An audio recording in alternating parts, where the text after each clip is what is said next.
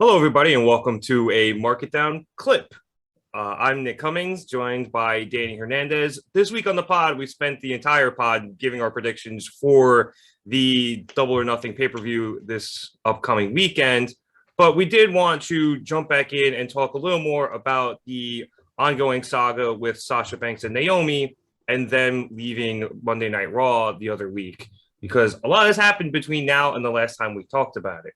So that Friday on SmackDown, after our podcast was recorded, they were both suspended indefinitely by WWE. Apparently, live on the broadcast, not even Pat McAfee knew what was going on until Michael Cole said it. But subsequently, all of their merchandise has been removed from the WWE shop. They've been taken off of all WWE social media and no longer are in advertising campaigns. The women's tag team titles were obviously stripped, and there will be a tournament held to declare new women's tag team champions. With what tag teams, I don't know, but that's for another clip. There's been a bit of other news coming out of this too, in terms of when they left Monday Night Raw. Now, Naomi's friend from last week, who had tweeted their side of the story, said that Sasha and Naomi left before 5 o'clock. However, most credible reporting is saying otherwise and saying that they left near the beginning of Raw. Now, I think the biggest piece of information, Danny, that came out of this was when somebody said this is going to get worse before it gets better. And I don't think you can get much worse than an indefinite suspension. You know, you would think that, but you could. WWE. You could get fired. No, that would be better. Actually, yeah, it might be actually better. Yeah. If you asked Mustafa Ali which one of the two you'd rather have had, you know, you would have picked fired. But touche. You know, I think it's going to get a lot worse because it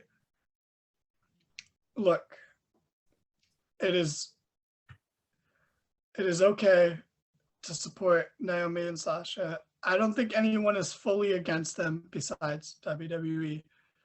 But what WWE has decided to do is make an example out of them. This was the line for them for some reason, and I don't agree with their practices and how they're going about it. Now, I don't love, like I said last week, I'm not huge on employees doing shit like that to fuck over other employees. Again, fuck the company all you want, but, you know, don't fuck your peers and people below you on the pecking order. But, you know, that being said, totally stand with them for wanting better for the women's tag division. I am with them on that. And I'm not with WWE's incredibly harsh and petty response to this. But like I just said, they're making an example out of them. And this is going to go on until they have either just beat them into submission and they come back as loyal employees, or they run them out of wrestling. And I don't think they'll ever wrestle again because either they'll be tainted. It feels weird saying tainted goods, but unfortunately that's the phrasing I ended up at. But they're going to tarnish their name so badly that no one's going to want to work with them. Or more realistically, they're going to ruin wrestling for them to the point where they never want to wrestle again. And that's what I think their goal is, honestly. So I don't know. I think this is going to get really, really bad. And I was telling you, because I believe it was Meltzer that was speculating this, that for Sasha, a lot of what led to this was her losing her spot at WrestleMania to Ronda, because there was always a clear path for the women's titles at WrestleMania. Well, there was always a clear path for Becky and Bianca at WrestleMania. And then close to the Rumble, it became clear that it was going to be Sasha, Charlotte. And you know what? That match, I wouldn't have been into it, but it would have been a good match because they've always had good matches. And you got to imagine Sasha would have won. I mean, it's not for sure because Charlotte and she fucking beat Ronda at WrestleMania, so you can't say it for certain. But, Ronda came back and they gave that spot to her, and then as a consolation prize, Sasha got the tag titles. The titles that are kind of worthless, which is why they kind of stood up for them. So, it's with that extra detail that I've somehow forgotten, even though, I think we talked about it on the pod sometime shortly after the Rumble or even before. I can understand that. I can understand how WWE just chips away at you and these things build and add up, and then you just get sick of it. And although I think Sasha is treated better than a lot of people in the women's division, she's had a rough go of it. A lot of people complain about the four horsewomen always being the center of attention, but like, besides Charlotte, they've all had a lot of rough patches. Like Sasha constantly lost the title immediately. Bayley was ruined by Alexa. Alexa Bliss actually ruined 3 of the 4 horsewomen, now that I think about it. But, she ruined Becky on SmackDown when the brand split first happened. She ruined Bayley, and to a lesser degree ruined Sasha. But like Sasha was already like kind of damaged goods, and then Alexa was like the nail in the coffin and in another title reign immediately of hers. So, they've all had their rough patches where like, yeah, even though they've had success, you can't blame them for being bitter, and Sasha, Becky had her revitalization or career rejuvenation. Bayley did the same. Can we really say the same about Sasha? Has Sasha changed at all since debuting on the roster? She's turned heel, she's turned face, but has she changed? Not really. I mean, the coolest thing Sasha has done in a long time, probably since Bayley got hurt and like that, the 2-woman power trip type of deal ended, was dress up as Sailor Moon at the Royal Rumble. Like, that's the coolest thing. And the only thing that has changed about her is now she uses the Snoop remix of her music instead of the original. I kind of like the original better. Yeah, I think I do too. Like, I liked when Snoop, I think, came out with her at one of those Manias, and that's kind of the version they're using now. But I like the original better. That being said, like, yeah, she's just Sasha Banks, the boss, and she's been that since NXT. So I can see like her character, why you would say her character is getting a bit, I don't want to say stale, but maybe played. Yeah, because it's not, because she's still over. She gets a huge pop. She is a star. She's way too cool to be stale. Yeah. So that's the thing, is like, it's one of those things where like, yeah, I can point that out. And it's true that she doesn't change, and her character, whether heel or face, is exactly the same. But who doesn't seem to care? The fucking crowd in attendance. So, there it is. I guess that's all that really matters. But I don't know, how petty do you see this getting? I know it's already gotten crazy amounts of petty, but. Well, I mean, when I first saw all of these reports about them, getting this full suspension and then them stripping them off of everything, I was just like, WWE is going scorched fucking earth.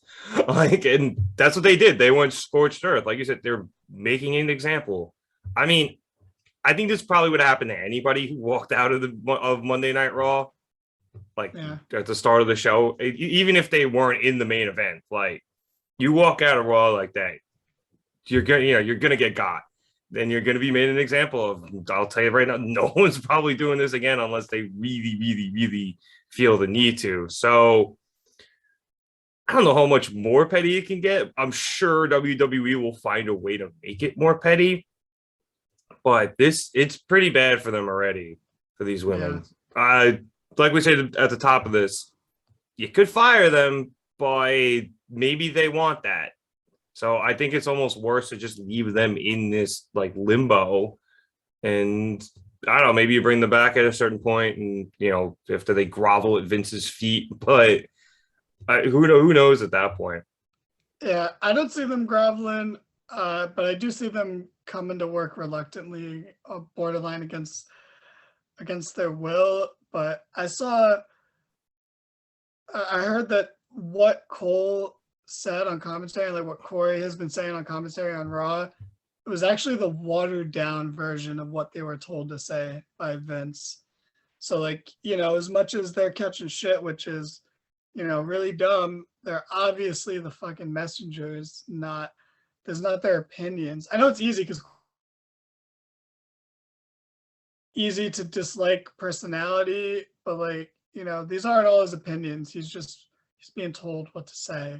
Michael Cole is always saying what he's told, and the fact that they're even watering it down shows that they at least care enough, that they're borderline uncomfortable with this. And like you were mentioned earlier, Pat McAfee was clearly thrown by this. He was talking about his podcast that it was like surreal and he had no idea what was going on. And he tried to stay as neutral about it as possible, but it's a crazy situation. And if I could just real quick dispute some shitty arguments I see online, because I don't ever want to engage with people in comment sections, but I'll use my relatively small platform, but soon to be big once James Raps and this channel blows up, but platform to dispel some of these. Tony Storm didn't walk out like before a show, and her thing was still very abrupt and confusing, and we didn't get any details on it, so it was hard to take a side or opinion. And even the points that we thought we had and the conclusions we jumped to, she kind of dispelled in, like, I think AEW Unrestricted or whatever. She even said, she's like, I didn't even hate the pie in the face thing. That was actually better than the original plan. So I wasn't the original plan to like strip her down. Yeah. Like, yeah. the hell is that?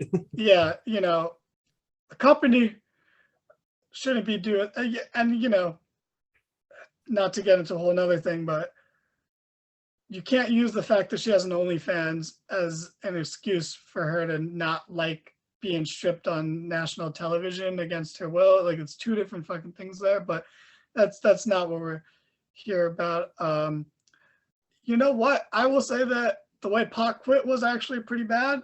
I don't blame him because that was all bullshit, but it was still unprofessional of him. So that's a fair point if you want to bring that up. I saw, and this again, these are like Sasha stands here grasping at straws, because again, we're not against Sasha and Naomi, but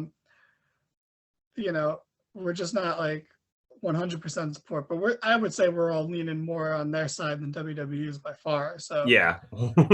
But I saw someone say, oh, like Charlotte and Becky were unprofessional during the title swap segment, and it's an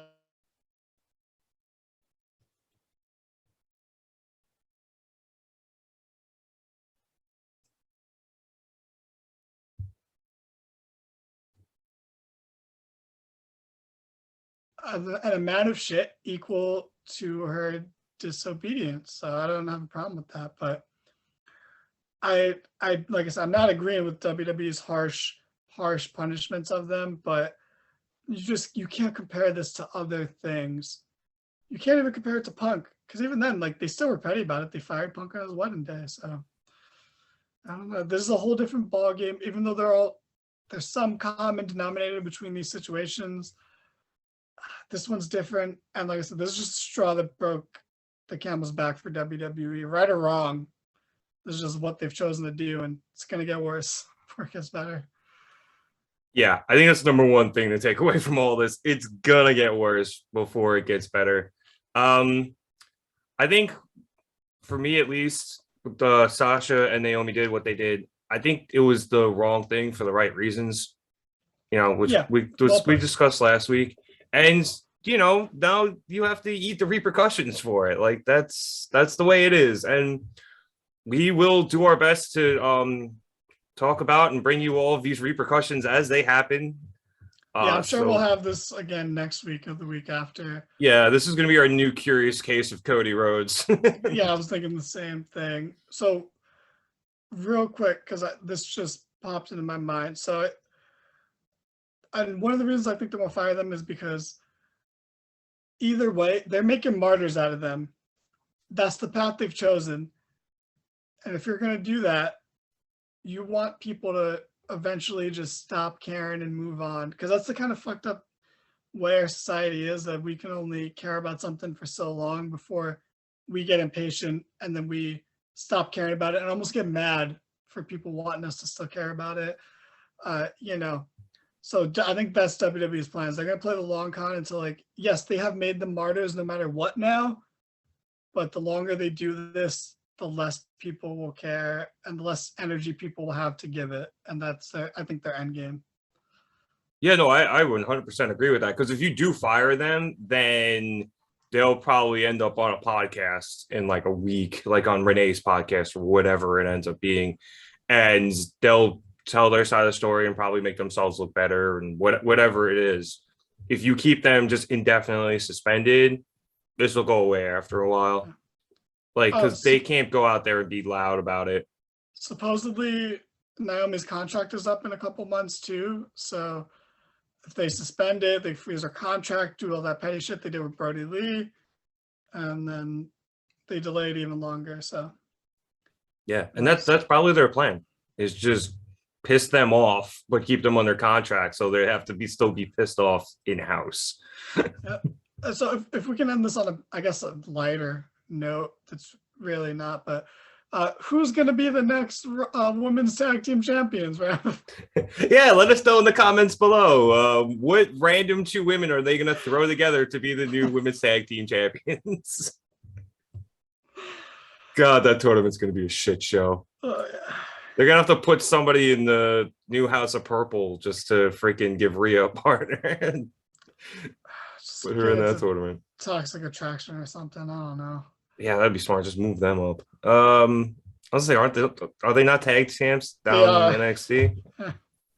Unify those titles. Jesus. All right. That's gonna be a shit show. But that is another clip for another day. Thank you for tuning into this conversation, I guess. Check out the main pod. Like I said at the top of this, we did our Double or Nothing preview show. So be sure to watch that, and we'll catch you here next time on the Market Down Podcast.